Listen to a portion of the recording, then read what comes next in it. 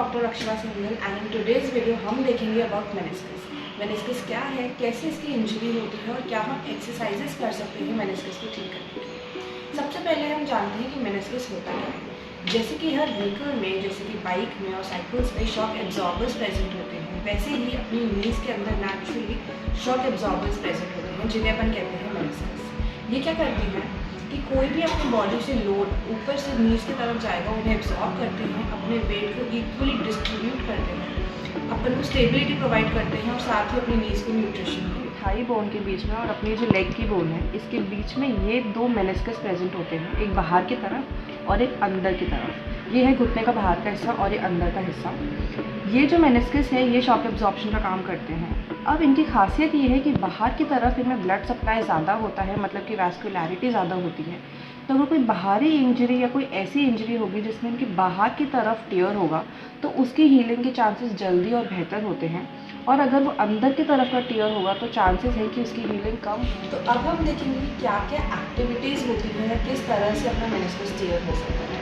दो तरीके की चीज़ें हम यहाँ पे डिस्कस करेंगे। पहली है, अगर आपकी कोई विगरस ऐसी एक्टिविटी हुई है जिससे आपकी नीज पे लोड पड़ा है, जैसे कि आप कोई स्पोर्ट खेलते हैं या कोई ट्विस्टिंग एक्टिविटी, जैसे कि नीज का ऐसे इस तरफ या इस तरफ ट्विस्ट हो जाना, या जैसे हम कटिंग एक्टिविटीज़ बोलते हैं, सडनली पैर को घुमा देना, या फिर कोई रोड ट्रैफिक एक्सीडेंट जो कि अपने इंडिया में बहुत कॉमन है।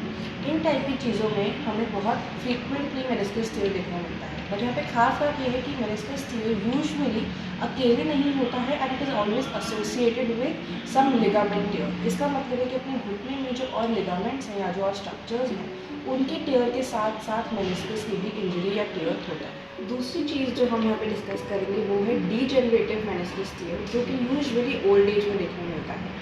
अगर आपका ओल्ड एज है तो आपके साथ साथ पॉसिबिलिटी है कि आपका मेनिस्कस भी बूढ़ा होता जा रहा है, जिसकी वजह से उसकी जो लोड बेयरिंग कैपेसिटी है वो कम हो जाती है। इसका मतलब कि उसकी जो क्षमता है वेट बेयर करने की या लोड या स्ट्रेस बेयर करने की वो कम हो जाएगी। हल्की सी चोट से, हल्के से झटके से भी मेनिस्कस का टियर हमें देखने मिल सकता है। अब मैं आपको बताऊंगी कि सिम्टम्स क्या हो सकते हैं और आपको पता कैसे चलेगा कि शायद आपके भी मेनिस्कस इंजरी हुई होगी।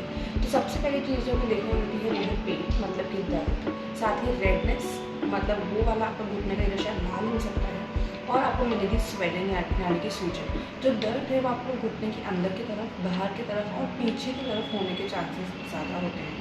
साथ ही सबसे इम्पॉर्टेंट फीचर ये है जिसे हम कहते हैं लॉकिंग ऑफ नी। इसका मतलब है कि आपको घुटना पूरा मोड़ तो जाएगा, बट जब बारी से सीधा करने की आएगी तो शायद वो पूरा सीधा नहीं हो पाएगा और आपको लगेगा कि आपका घुटना शायद कहीं बीच में अटक रहा है और वो पूरा तरह से सीधा नहीं होगा। अब हम देखेंगे कुछ ईजी एक्सरसाइजेज जो कि आप कर सकते हैं अगर आपको लगता है कि आपने भी मेनिस्कस टियर। इस एक्सरसाइज में नी के नीचे पिलो को रख के उसे प्रेस करना है कम से कम 30 बार। इस एक्सरसाइज में उल्टे लेट जाना है, अपने घुटनों के नीचे पिलो को रखकर घुटने को मोड़ना है और सीधा करना है धीरे धीरे।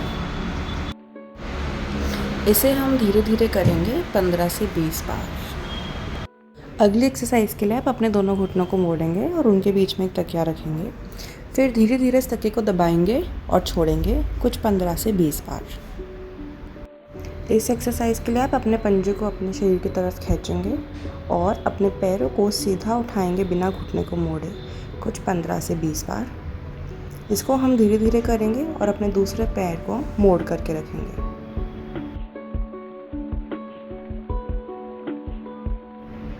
आखिरी एक्सरसाइज के लिए हमें बस अपने घुटने को मोड़ना है और धीरे धीरे सीधा करना है। अगर आपको लगता है कि बिस्तर पर आपका पैर अटक रहा है तो आप भी मेरी तरह अपने पैर के नीचे एक टॉवल रख सकते हैं ताकि आपका मूवमेंट स्मूथ हो। इसे भी 15 बार करेंगे। ओके गाइस, आज के वीडियो में इतना ही था। अगर आपने भी एक्सरसाइजेस की हैं और आपको कुछ बेहतर लगा है अपना मेनिस्कस, तो हमारे वीडियो को लाइक, कमेंट, शेयर और सब्सक्राइब करें और अपने नियर बाय फिजियोथेरेपिस्ट से ज़रूर कंसल्ट करें।